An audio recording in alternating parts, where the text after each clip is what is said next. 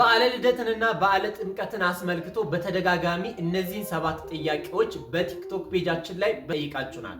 ከ7ቱ ጥያቄዎች መካከል አንደኛው የገናን ጾም ወይም ጾመ ነቢያትን ከጾምን በኋላ መሃል ላይ ግብረ ስጋ ግንኙነት ብንፈጽም ጾሙን እንደ ሻርን ይቆጠርብናል ወይ ብላችሁናል። ሁለተኛ የገና ወይም የልደት በዓል ረቡዕ ከሆነ ማክሰኞ ማረድ እንችላለን ወይ? ሶስተኛ የልደት በዓል ረቡዕ ለመቁረብ ማክሰኞ እስከ ስንት ሰዓት ምግብ መመገብ እንችላለን? አራተኛው ሰኞ የጥምቀት በዓል ነው። እሁድ ላይ የግድ ጾመ ገሃድን መጾም አለብን ወይ? አምስተኛ የገና ወይም ጾመ ነቢያት ራሱን የቻለ ጾም ነው እንጂ ገሃድ የሚባል ጾም አለው ወይ? የገና ወይም የበዓለ ልደት ቅዳሴው ስንት ሰዓት ነው የሚቀደሰው? ሰባተኛና የመጨረሻው የገሃድ ጾም የገናን ጾም ሙሉውን ላልጾሙ የተሰራ ነው ወይ? የገናን ጾም ሳንጾም የገሃድ ጾምን መጾም እንችላለን ወይ? ብንጾመውስ ሙሉውን እንደ ጾምን ይቆጠርልናል ወይ ብላችሁ እነዚህን ጥያቄዎች በተደጋጋሚ ጠይቃችሁናል።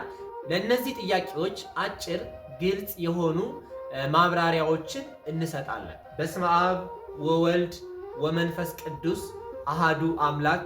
እንኳን ለጌታችን ለአምላካችን ለመድኃኒታችን ለሕይወታችን ለአስተዳዳሪያችን ለፍቅራችን ለበረከታችን ለመድህን ዓለም ጥያቄ በመጠየቅ እንዲሁም በመመለስ ብቻ አምላካችንን የብርሃነ ልደቱን ነገር ቤተክርስቲያን እንዴት እንደምታስተምረው ባጭሩ እንነጋገራለን። የሚያስተምርም የሚመክርም የሚገስጽም በልቦና የሚያሳድርም እርሱ እግዚአብሔር አምላካችን ነውና የምንማረውን ነገር በልቦናችን እንዲያሳድርብን እየለመን እየጸለይን ትምህርቱን በእርጋታ በጽሞና በጸጥታ በመረጋጋት እስከ መጨረሻው እንድትከታተሉት ለዩቲዩብም አዲስ ስለሆንኩኝ ላይክ ሰብስክራይብ እንዲሁም ደግሞ ለሌሎች እህቶች ወንድሞች ሼር እያደረጋችሁ ቪዲዮውን እስከ መጨረሻው እንድትከታተሉት በአክብሮት ጋብዛችኋለሁ። ድንቅ መካር ኃያል አምላክ የሰላም አለቃ የመድህን ዓለም የክርስቶስን የልደቱን ነገር እንድንነጋገር የድንግል ማርያምን በቤተልሔም የመውለዷን ምስጢር እንድማማር ማወቅ ከሁሉም በላይ ነውና ይህንን ትምህርት ከመጨረሻው እንድትከታተሉት በድጋሜ ነግራችኋለሁ። የጌታችን የአምላካችንና የመድኃኒታችን የኢየሱስ ክርስቶስን የልደቱን የመወለዱን ነገር በስፋት በጥልቀት በዝርዝር ተጽፎ የምናገኘው በመጽሐፍ ቅዱስ በሉቃስ ወንጌል ምዕራፍ 2 ከቁጥር 6 ላይ ያገኘዋለን። ስለ ጌታችን መወለድ በዚያም ሳሉ የምትወልድበት ቀን ደረሰ፣ የበኩር ልጇን ወለደች፣ አውራጣቱንም አሰረችው፣ በጨርቅም ጠቀለለችው፣ በበረትም አስተኛችው፣ በማደሪያቸውም ቦታ አልነበረም። ቅዱስ ሉቃስ ጽፎት እናገኘዋለን። አውራጣቱን አሰረችው፣ በጨርቅ ጠቀለለችው የሚሉት እያንዳንዳቸው የተለየ ሰፊ የሆነ ትርጉምና ምስጢር ቢኖራቸውም በጨርቅ ጠቀለለችው የሚለውን ግን አባቶቻችን በአንድምታ አንድም እያሉ ሲፈቱት አንድም አጥታ የምታለብሰው የምታንተርሰው ጨርቅ ስለሌላት እንደኛ በዓለም እንዳለነው የምታለብሰው የምታንተርሰው ስለሌላት አንድም ጊዜው ብርድ ነበርና እንዳይበርደው፣ ሌላው ግን ምትሃት እንዳልሆነ ለማጠየቅ ነው። ከነፍሷ ነፍስን ከስጋዋ ስጋ ነስቶ የተወለደ አምላክ መሆኑን ለማሳየት በጨርቅ ጠቀለለችው። አንድም ዮሴፍና ኒቆዲሞስ በኋላ ስጋህን እንዲህ ይጠቀልሉታል ስትል፣ አንድም በጨርቅ መጠቅለሏ በየዕለቱ በየቀኑ ካህናት ስጋህን እንዲህ ይጠቀልሉታል ስትል በጨርቅ ጠቀለለችው አለ። ስለ ጌታችን ስለ መድኃኒታችን ስለ ኢየሱስ ክርስቶስ የልደት በዓል ሁሌም በቅዳሴውም በሰዓታቱ በማህሌቱ የምታስበው የምትዘክረው ቢሆንም በተለየ መልኩ ግን የክርስቶስን ልደት በዚች ዕለት ወይም ታኅሳስ 29 እንድናከብረው ስርዓት ተሰርቶልናል።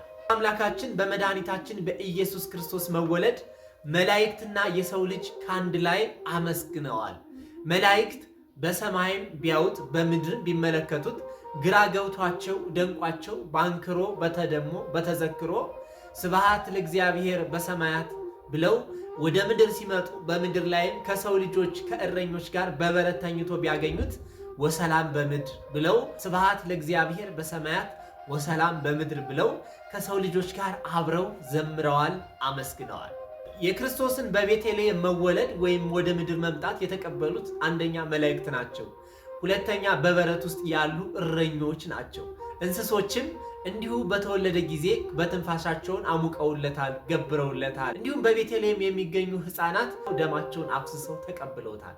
ሰብአ ሰገል ስጦታ ወስደውለታል። ወርቅ ለመንግስቱ፣ ዕጣን ለክህነቱ፣ ከርቤም ለሞቱ በስጦታ መልክ አበርክተውለታል። አባቶቻችንም የክርስቶስን የመወለዱን ብስራት ሲናገሩ እግዚአብሔር አምላክ ዓለምን ከፈጠረበት ጥበቡ፣ ዓለምን ያዳነበት ጥበቡ እጅግ በጣም ድንቅ ነገር ነው ይላሉ። የማይታይ ታየ፣ የማይጨበጥ የማይዳሰሰው ግን ተዳሰሰ። የደካማውን ሥጋ ለብሶ በምድር ተመላለሰ፣ በየጥቂቱም አደገ። ለሰው የሚጠቅምበትን ለእርሱ ግን የማይጠቀምበትን እከብር አይል ክቡር፣ እነግሥ አይል ንጉሥ፣ እጸድቅ አይል ጻድቅ እኛን ሥጋ ለብሶ አምላክ ወሰብ፣ ሰው ሲሆን አምላክ፣ አምላክ ሲሆን ሰው ተባለ። ሰማይን በደመና ተራሮችና ኮረብታዎችንም በአበባት በጽጌያት የሚያስጌጥ የሰማይና የምድር ንጉሥ እርሱ ግን በበረት ውስጥ በጨርቅ ተጠቀለለ። ጥያቄዎችን ልደትና ጥምቀት በመጡ ጊዜ ብዙዎቻችሁ የምትጠይቋቸው ጥያቄዎች አሉ። ሥጋዊ ዓይን ከማየት ካለመረዳት፣ መጻሕፍትን ካለማየት የመነጨ እንጂ ዘወትር በመምህራነ ቤተ ክርስቲያን የሚመለሱ የሚነገሩ ጥያቄዎች ናቸው። ከጠየቃችሁን ጥያቄዎች መካከል የመጀመሪያው ጾመ ነቢያትን መጾም ከጀመርን በኋላ ከተወሰነ ጊዜ በኋላ ግብረ ሥጋ ግንኙነት ብናደርግ ጾሙን እንደ ሻርን ወይም እንዳልጾምን ይቆጠርብናል ወይ ብላችሁ ጠይቃችሁናል። በእርግጥ ይህ ጥያቄ የባለ ትዳሮች ነው። ምክንያቱም ከትዳር ውጭ ምንም አይነት የግብረ ሥጋ ግንኙነት ማድረግ በቤተ ክርስቲያናችን ፍጹም የተከለከለ ለኃጢአትም እንደ በደልም ተደርጎ ይቆጠራል። ዝሙት ተብሎም የሚነገረው ከትዳር ውጭ የሚደረግ የግብረ ሥጋ ግንኙነት ነው። ሆኖም እንግዲህ የግብረ ሥጋ ግንኙነት በጾም ሰዓት ምንድን ነው የሚለውን በምንመለከትበት ጊዜ ቤተክርስቲያናችን የሥርዓት መጽሐፍ በሆነው በፍትሐ ነገሥት በዓመት ውስጥ ካሉ ከሰባቱ አጽዋማት ውስጥ በተለየ ሦስቱን አጽዋማት ማለትም የአብይን ጾም፣ ሰሞነ ሕማማትን እንዲሁም የዓርብና ረቡዕን የግዴታ ባልና ሚስቶች መጾም እንዳለባቸው ወይም መጾም እንደሚገባቸው ተጽፎ እናገኘዋለን። ሌሎቹን አጽዋማት ግን ይጹሙ አይጹሙ፣ ግንኙነት ያድርጉ አያድርጉ ተብሎ ተጽፎ ተዘርዝሮ ተጠቅሶ አናገኘውም። ነገር ግን ባልና ሚስቶች እንጸድቅበታለን እንባረክበታለን ብለው አስበው ከንስሐ አባታቸው ጋር ተነጋግረው ቢጾሟቸው እጅግ በጣም መልካም ነው። ሆኖም ግን ባል የሚስቱን ፍቃድ ማክበር መጠበቅ አለበት። ሚስትም እንዲሁ የባሏን ፈቃድ መጠበቅ ማክበር ይገባቸዋል። ሆኖ ጾመ ነቢያትን መጾም ጀምራችሁ መሃል ላይ በድንገት አንዳችሁ የካም ድቀት አግኝቷችሁ ግብረ ሥጋ ግንኙነት ብትፈጽሙ ጾሙን እንደሻራችሁ አይቆጠርባችሁ።